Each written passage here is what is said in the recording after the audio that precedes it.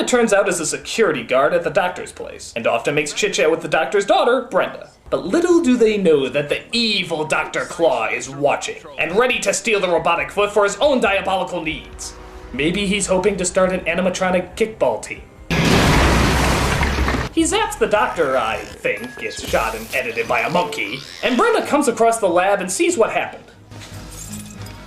Dr. Bradford, I won't rest until I find whoever's responsible. Justice will be served. Look at that! I almost pulled out of my wide-eyed blandness and delivered an actual human emotion, but I pulled back into the blandness just in time. Oh, that's too much emotion there. Just in time. So Brown goes after the bad guys to see if he can make justice prevail. Oh no, we've been chased by the Hatchback Squad. Were you meaning to keep Dr. Claw in the shadows? Because you are aware you're revealing him quite clearly right now.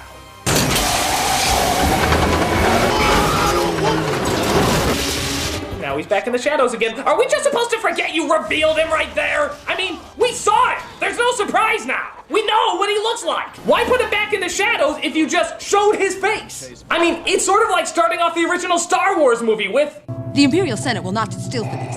When they hear you've attacked a diplomat... Don't talk back to me, young lady. That is no way to speak to your father. Oh, shit. You're not supposed to know that yet. Just forget that part, everybody. Totally not important. Carrie, help. I don't know what you're talking about. Good. Go with that. Take her away. Dodged a bullet.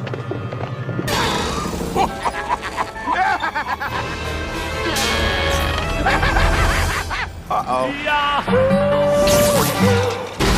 Hurrah! Victors! So Dr. Claw finally reveals himself, again, and uses an explosive to blow him up. Remember, smoking kills.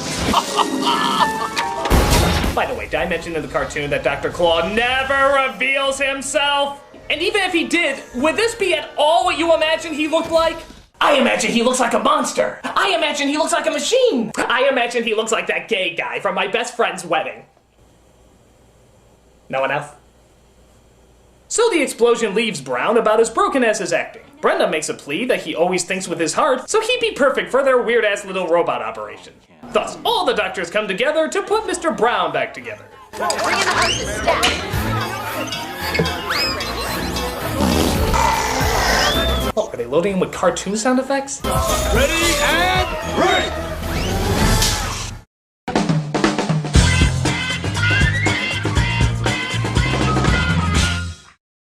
We see that Claw actually has a claw now, so he decides to give himself that name. Yeah, I forgot to mention, his name wasn't actually Claw this whole time, it was Sanford Skolex. Just Claw. One word. Like Madonna. So let's just recap. Dr. Claw isn't called Dr. Claw, he doesn't own a terrorist organization called MAD, he sounds less like a monster and more like a fashion critic, and the fact that you never see him in the show is being replaced with seeing him all the time! I mean, wow! Did they get one thing right? Why did you change so much? Were you afraid if you stuck too closely to the cartoon that wouldn't be taken as seriously? Need I remind you this movie has scenes like this? Yeah, wouldn't want to face that! So Brown wakes up and finds that his entire body is laced with, and let's be fair here, mostly pointless shit. What? Yeah, you never know when you might need a balloon. Or bubbles. Fucking bubbles! Yeah, thank God there's no security guards looking after this walking human atom bomb. Just let him press the nuclear button, he'll be fine. Mr. Brown, you've just come out of a very long recovery. You are now a sophisticated network of tissue hardware and software. No! I gotta get out of here. My God, is he bad?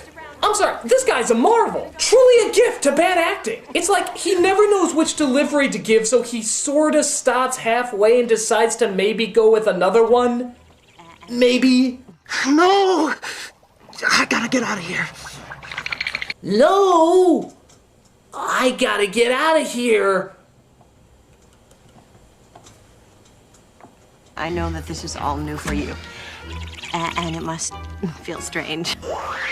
By the way, you hear those really annoying sound effects that won't shut the fuck up? Yeah, get used to that, people. It's all throughout the movie. It's like he swallowed Gerald McBoing Boing or something.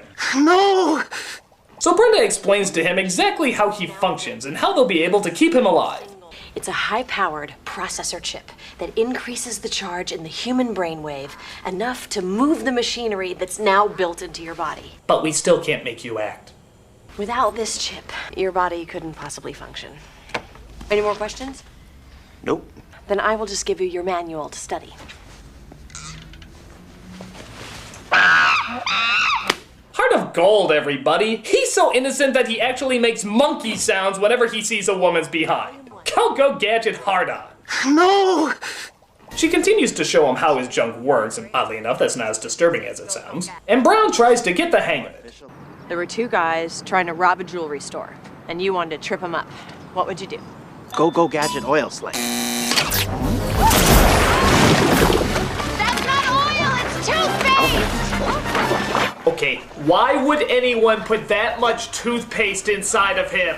I mean, how many emergencies require toothpaste? And why a hose? Is there really a situation where you need to shoot toothpaste from a hose? And why did it come out when he said oil slick? And why the fuck can't we see Dr. Claw? I'm sorry, I'm still on that. So he's introduced to his new set of wheels, a convertible. Wow! And just to ante up the annoyance in this film, they're proud enough to have the car voiced by D.L. Hewley. Oh, what a delight. Good morning, Riverton. Hey, who's in the car? I work alone. I'm a crime fight machine. Watch this. That turn. Speed limits are for cars, not the Gadget mobile. Guess it could be worse. They could be having Chris Tucker doing the voice of the car. Gadget, look out! Look out, Gadget! Oh my god! Look out! Left turn! Left turn, Gadget! Hey, don't you touch my radio! Don't you ever touch a black car's radio, boy! Look out! Touch your sound effects! Sound effects, go! Oh my god! Oh my god, look at that!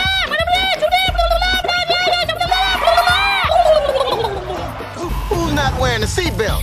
Gotta wear the belt, baby. It's a Disney movie. Oh, now, did you see that? A subtle little wink to the audience to show that it's aware it's a Disney movie. And of course, when I say a subtle little wink, I mean a fatal stabbing to the eye with a fucking salad fork! A rookie thinking he's good enough for Dr. B. Not that it's any of your business, but what makes you think I was putting the moves on Dr. Bradford? What the hell? Are we in his mind now? Why are we in his mind? Alright, now we're back in the car. Okay, now we're back in his mind? Hey, I got an idea. Instead of showing us those extra scenes you shot for the movie but had nowhere else to put them, why don't you focus on something useful? Like, I don't know, getting us to the fucking end credits! Yo, Clouseau, 9 o'clock. So they come across a couple of criminals trying to steal a car. But Brown, of course, thinks they locked themselves out and actually helps them to steal it. Here, this ought to do it.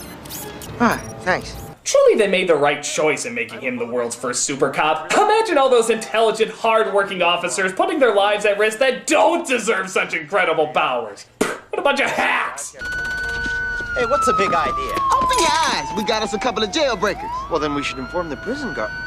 Wait a minute. By the way, just another pain to bring up in this movie. The editing is terrible. I mean awful. Some of the worst I've ever seen. Like, watch this shot. Halt! Did you see that? How short was that? 1/1000. It wasn't even half a second! What is the point of putting that shot in if you can barely see it? Was there a subliminal message that was trying to be snuck through? Actually, slow it down. Let's take a look.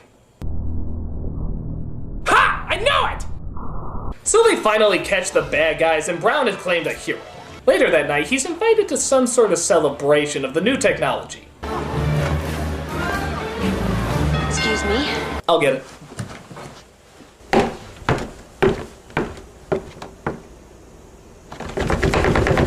Was that our sound effect? I mean, really? You gotta put sound effects in even when someone's getting tapped on the shoulder? What does it add? How does it tell the story any better? Hell, maybe they're onto something. Maybe Silence of the Lambs would have been a lot more dramatic if they added sound effects. What became of your lamb, Clarice? You still wake up sometimes, don't you? Wake up in the dark and hear the screaming of the lamb. Thank you, Clarice.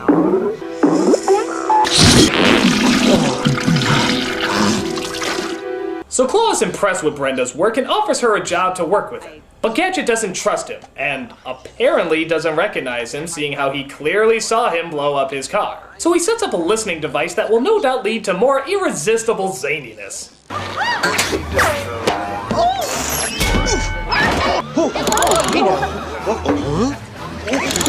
You know, I think I figured out the formula for this movie. It took me a while, but I think I got it down. Poorly edited slapstick, followed by weird wide-angle shot of some guy going, "Huh?" and Matthew Broderick looking like an idiot. Yeah, let's try it. Let's see if that works. Slapstick, huh? Idiot. Slapstick, huh? Idiot. Slapstick, huh? Idiot. Well, you can't fault a formula when it works. Except, of course, when it doesn't work, and it's annoying as fuck! When do I get started on my big case? Oh, soon enough, Gadget. I have a few assignments for you to cut your teeth on first. Big Red, that's Inspector over here!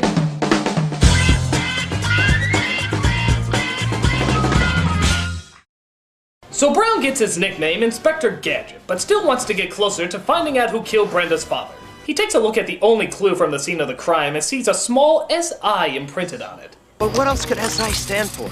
Space Invaders? Nah. Scuba Instructor. Oh, what about that? Stolex Industries. Oh, well, thank God they came across that. Lord knows it could be anything else in the entire world. SI, what could it mean? Hey, Uncle Gadget, look at that truck! Of course! Sports Illustrated! They must have stolen that foot for their brand new Foot Fetish edition! Oh wait, Tuckermobile! But it turns out he's right as he finds the foot heavily protected and tries to break it out. Gotcha. And once again, the formula. Slapstick, huh? Idiot. Oh, did I also forget to mention an uncomfortable void of nobody laughing? So Gadget gets caught and Claw reveals his evil plan. Along with probably the worst fourth wall joke you will ever see. I don't know what you're up to, Skolex, but you'll never get away with it.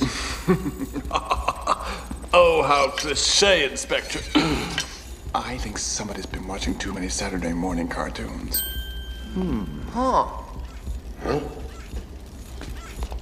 Unfortunately, Gadget. Wow. Terrible. I mean, ungodly half-assed. No effort was put into that, at all. That has got to be the worst fourth wall joke in a movie since... It's a Disney movie. That one! So Claw shows him that he's made another Inspector Gadget, only this one's evil! And surprisingly an even worse performance. That's a lot of fish! As he wreaks havoc on the city, Dr. Claw removes the chip that keeps Gadget alive, taking away his only means of breathing. Goodbye, Mr. Chip. By the way, am I the only one that thinks Broderick dead looks exactly the same as Broderick alive? I didn't think so. So Penny and Brenda locate him in the junkyard and try to see if they can bring him back to life. The NSA chip is gone. He doesn't need the chip. He's got the heart to do it all by himself. Well, bye. Let me know how that all turns out.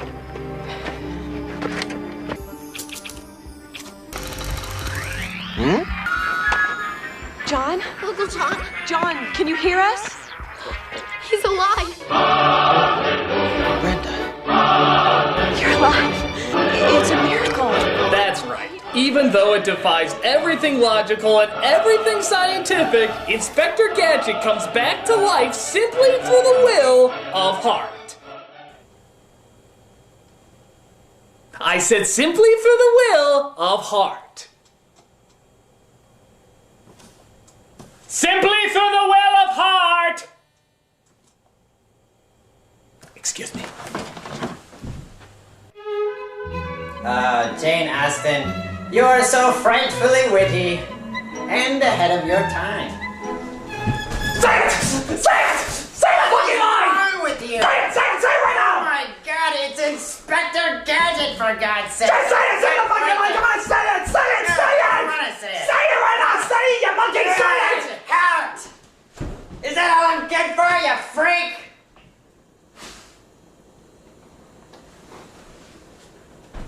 So the team gets together to stop Dr. Claw. First, they drop off Penny. Yeah, because it's not like she did much in the show. And they track down Dr. Claw's limo. Gotcha! You're under arrest for the murder of Artemis Bradford, Skolex. God, you're irritating. I actually think that was the Critic's quote on the DVD. Huh, look at that. So the two Gadgets fall out of the car and have a fight with each other. It's pretty lame and not the least bit funny, but no, there's no but after that. We shouldn't be fighting. We've got a lot in common, except I've got nicer teeth. I'd hoped that we could have worked together.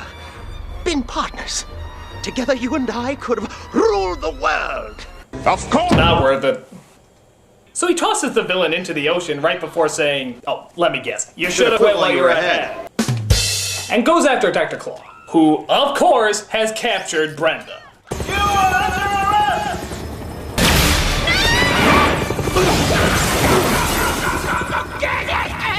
Yeah, I'm sorry, I still can't get over how much this guy has nothing to do with Dr. Claw, the main villain of the show. He seems more like one of Dr. Claw's henchmen than he does the actual mastermind. I'm ready to binge!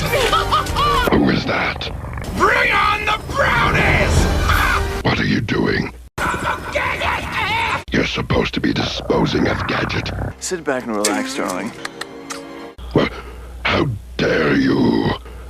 So as you'd imagine, Gadget gets Brenda off the helicopter and Claw ejects himself just to be caught by the car. Get rid of the dirt shade, Gadget! This is not goodbye. I'll get you next time, Gadget! I'll get you! Oh, Jesus. You know, if you want a movie that's actually more faithful to the essence of the villain, you'd be better off with this. It's the Claw! Oh, the Claw's coming at you. Oh, you're scared of the Claw. You're scared of the Claw. And thus, we finally end the movie. Thank God. I don't think I could take any more of the... And welcome to Robo Brenda Aerobics, where I'll be your host, Robo Brenda. Okay, now it's the end of the movie. What you butt?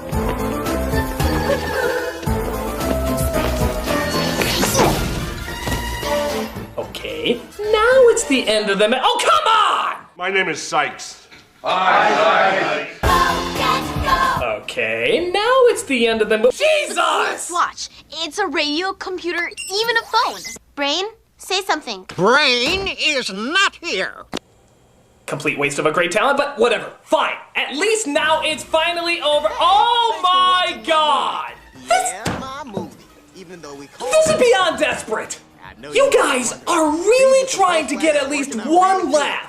Anything. Any measly little piece of shit giggle you can think of. I mean, really, you're trying everything. You're trying every last minute piece of shit giggle that you can get out of us. You are that needy for us to like something in this movie. Well, fuck you, fuck you, fuck you. Desperate is the perfect word to describe this movie.